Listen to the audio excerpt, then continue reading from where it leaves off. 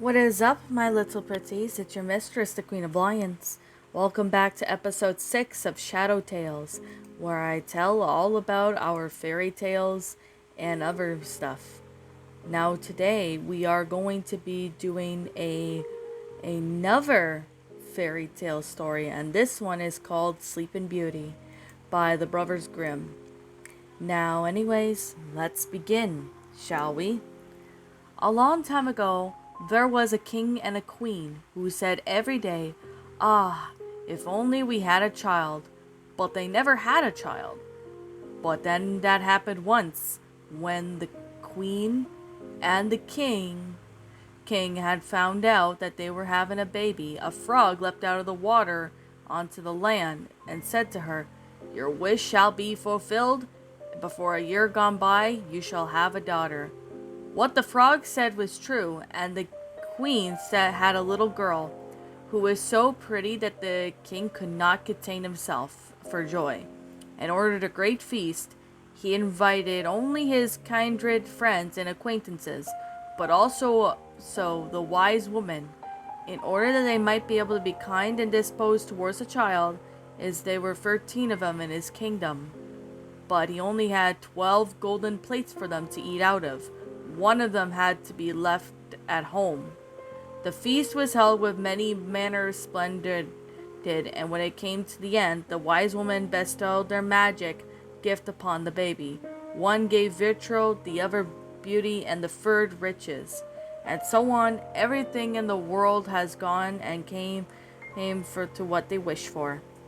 When 11 of them had made promises, suddenly the 13th one came in, and she which avenged herself for not having to be invited. And without greeting or even looking at anyone, she cried in the loudest voice, "The king's daughter shall, in her 16th birthday, prick her finger on the spindle and fall down dead." And without saying a word more, she turned around and left the room.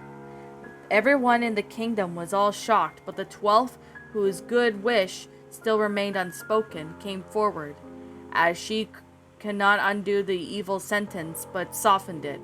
She said, "It shall not be death, but a deep sleep of 100 years, until the prince shall fall." Of course, the spell could be broken by a true love's first kiss from the prince, a handsome one. The king, who could not fain keep his dear child from misfortune, he gave every order that every spindle of the whole group kingdom should be burnt. Meanwhile, while the gifts of the wise woman were plenteously fulfilled for the young girl, for she was so beautiful, modest, and good-natured and wise, that everyone who saw her was bound to love her. When the day on her 16th birthday arrived, the king and the queen were not at home. They and the maiden, who was left in the palace quite alone. She went around all sorts of places, looked into rooms, bed chambers that she just liked. Then she came to an old tower.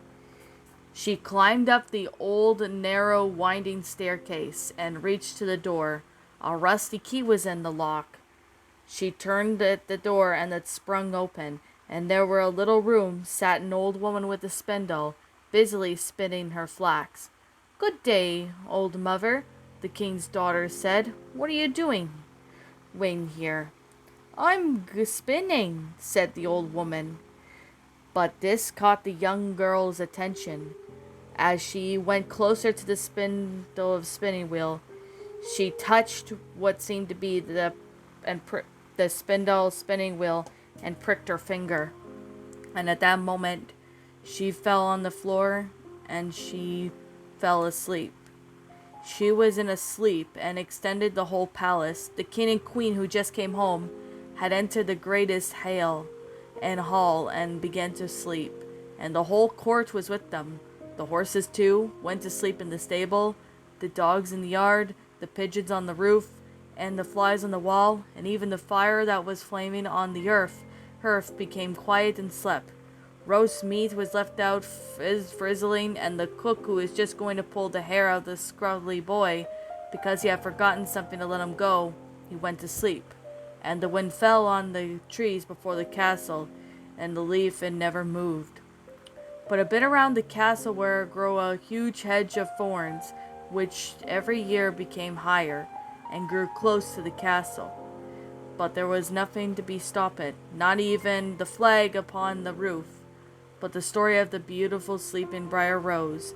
So the princess was named, went on to about the country.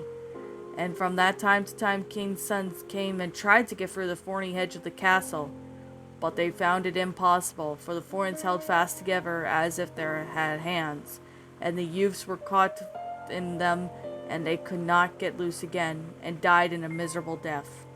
After long years, a king's son came to that country, and heard about an old man talking about the thorn hedge, and the castle was said to stand behind it, which had a wonderfully beautiful princess named Briar Rose. Had been asleep for hundreds of years, and the king and queen and the whole court sleep likewise. He had heard of it too from his grandfather, and many kings and sons already came, and had tried to get through the thorny edge, but it remained sticking so fast that they had died a painful death.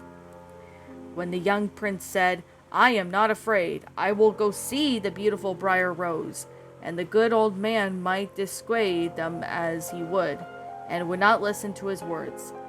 By this time 100 years had just passed, and the day had finally come when Briar Rose was to wake again. When the king's son came near to the thorny hedge, it was nothing but a large beautiful flowers, which parted from each other of their own accord, and let them pass unhurt, and they then closed again behind him like a hedge. In the castle yard he could see the horses, and spotted thousands and hounds lying asleep. On the rooftop sat the pigeons with their heads under their wings, and when he entered the house, the flies were asleep upon the wall. The cook in the kitchen was still holding out his hand to seize the boy, and the maid who was sitting in the belt in black was going to pluck. He then went further on, and went to the great hall, where he spotted a whole court lying asleep, and up on the throne room lay quiet yet, and of course lay the king and queen. He still went on farther away, and breathed that it could be heard, and the last he came to the tower. He opened the door, and into the little room where Briar Rose was sleeping on her bed.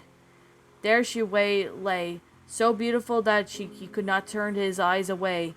He stooped down and gave her a kiss, but as soon as he kissed her, Briar Rose slowly opened her eyes and awoke, and looked at him quite sweetly. They went down together as everyone in the whole kingdom woke up again, and looked at each other in great astonishment. They all shook themselves, and the hounds jumped up and wagged their tails. The pigeons on the roof pulled out their heads from their wings and looked around, and flew to the open country. The flies on the wall crept again, and the fire in the kitchen burned up and flickered, and the cooked and the meat and the joint began to turn and fizzle again. And the cook gave the boy such a box on ear that he screamed, and the maid just finished plucking the fowl. And when the marriage of the king's son and with Briar Rose celebrated with splendor, they lived content to the end of their lives, and the curse was broken, thanks to the king's son. Well, that, my little pretties, was the story of Sleeping Beauty by the Brothers Grimm. I hope you all enjoyed this episode of Shadow Tales, and if you did enjoy this story, please be sure to leave a like, hit the subscribe button, ring the bell for notification if you're new, and even leave a like on this video and comment if you wish to see more of these episodes. Now anyways, with that being the case, that being said, I will be heading out, so feel free to check out my other videos, and as always, I'll see you next time, and like always, please roll the outro because I'm out.